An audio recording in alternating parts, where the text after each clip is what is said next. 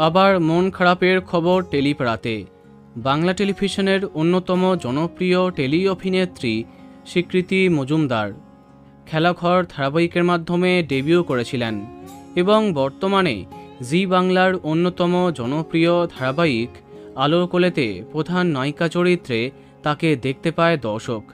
প্রধান চরিত্র হলেও ধারাবাহিকে তার বিশেষ কিছু করবার ছিল না, কেউ তাকে দেখতে পায় না, শুনতে পায় না, তাই কোথাও না কোথাও দর্শকের আশা পূরণ করতে পারেনি এই চরিত্রটি।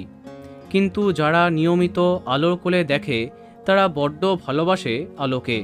কিন্তু যেমনটা বলেছিলাম, এবার ধারাবাহিক থেকে বিদায় নেবেন স্বীকৃতি, আর তাকে দেখা যাবে না সেই চরিত্রে। সম্প্রতি গল্পে দেখা যাচ্ছে রাধা ম্যাজিক করে আলোর সাথে তার মেয়ের দেখা করিয়ে দেয়।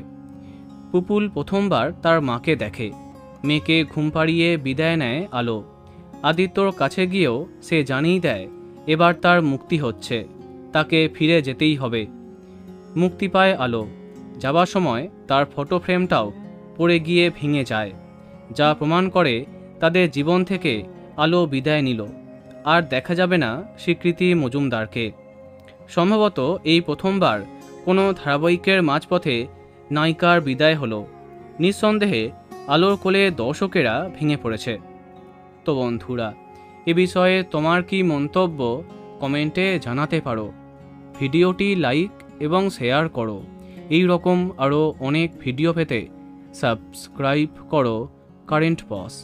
ধন্যবাদ।